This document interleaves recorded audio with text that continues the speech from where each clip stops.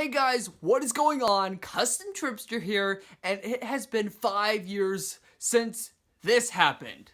Hello everybody, welcome to the first video of Tripster 1001's channel. Yes, it's a little cringeworthy, but it kind of shows where I was and where I am now, so that's definitely nice to know. In this video, I kind of just want to share with you how to start a YouTube channel and make quality videos without breaking the bank. A lot of YouTubers have a lot of awesome tips and tricks, and they like to show you their multi-$1,000 PC rig where they edit videos and play games. However, not everyone has that money, and when you break open that piggy bank, you may just figure out you're broke. Throughout this video, there will be multiple sections, so feel free to click any of these annotations to skip around the video. If you're watching on mobile, the timestamps will be in the description below. Hope you guys enjoy the video. The first YouTube necessity is camera gear. Let's talk about cameras. You don't need a fancy DSLR. You don't even need a fancy point and shoot. You just need a modern day smartphone. Personally, I use my iPhone 6s Plus, which has 4K video recording, optical image stabilization, and 240 frames per second slow motion video recording. What's nice about having a phone over a DSLR is you can buy and purchase third-party applications, which allows you to add special effects and even mess with things like exposure manually, which you can't do with the main video recorder, at least on iPhones. Next, let's talk about tripods. No matter what category of YouTube you're going on, you're going to need one of these guys most likely.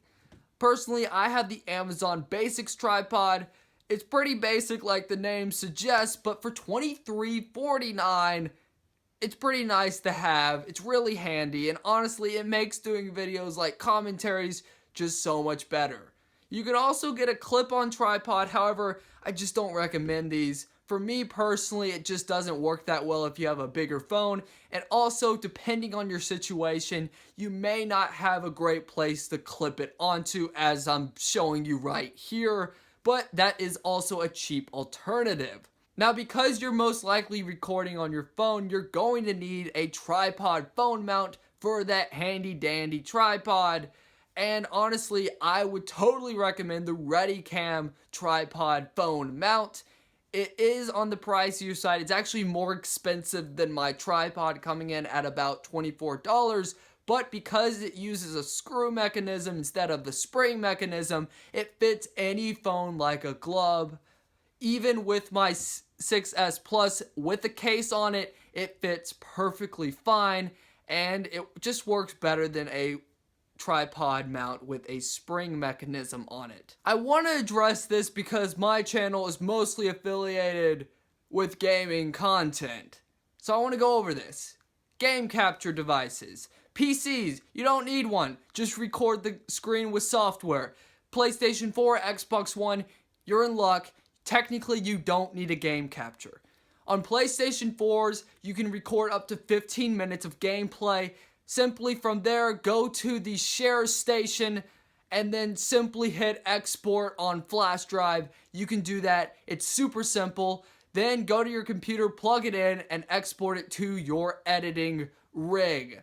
Now, if you need to get it in the cloud, just put it on your computer, then upload it to Google Drive or any cloud-based service of your choice, and then you can access it on things such as tablets or even your iPhone if you want to edit that way. On the Xbox One, it's not as convenient because now you can only record up to 5-minute clips, but you have immediate access to OneDrive. Your Xbox Live username and password is linked up with the OneDrive account, so just save your clip to your game DVR, hit the share button, export it to OneDrive, go on your computer, your iPad, your iPhone, your Android device, and log into OneDrive, and then download that OneDrive clip, and you're good to go. If you're recording on Xbox 360, Wii U, PlayStation 3, or you just don't like using OneDrive, then yes, I guess you could record with your phone or camera right up against the screen. Did that for the longest time. I'm going to show you a comparison between using the end console capture card versus filming with an iPhone. It kind of worked for me. It was a little annoying because you can only film at night or you'll get a stupid glare. And also the exposure level is really bad. The white balance is like terrible. Whites look blue. The snow looks blue in this scene. So I'm sorry. Yeah, just do what I told you and you'll be solid, rock solid. And now probably the most intimidating part of making a video, editing. No matter what you're doing, simple commentaries, crazy skits, crazy stunts and jumps, you're gonna have to edit. It's the reality of it all. So let's walk through it. If you have a computer, easy. Windows 10 no longer comes with Windows Movie Maker, but that's okay. Just go to the Windows 10 store, search video editor, and you'll find something. It may not be the robust thing you want, however, you'll be able to add voiceovers, trim clips, add titles, and you'll be all hunky-dory. If you have a Mac, you're in luck. iMovie comes free. It's probably the best free video editor on the market. You can do some pretty awesome things with it. It's pretty speedy even on older computers, and I honestly really enjoy it for what it is. Now, honestly, more professional YouTubers are using things like Final Cut Pro and Adobe Premiere and Sony Vegas, which cost hundreds of dollars. So you're probably going to want to start with these free alternatives. Now, if you have a slower computer and you just can't rely on it to be quick and it just shuts down randomly, then you can resort to a tablet. It's a very viable option. I've honestly been using the iPad Air 2 to edit my last 3 episodes or videos. I've honestly been very impressed. It has most of the features of iMovie on the computer. It's very speedy. If you want to record in 4K and edit on the iPad, it's very simple. If you want to edit on the iPhone, that is a very viable option as well. Same experience on the iPhone as on the iPad. For the last 3 episodes, what I've been doing is using my 6S Plus to record the 4K content and then airplaying or airdropping the content over to my iPad Air 2 to edit, and it's worked super well. From there, once you export it to YouTube, add your title, add your tags, your description, and your thumbnail. If you want to know a good free thumbnail creator that's very similar to what Photoshop can do, but free, go check out my tutorial for the Pixar application.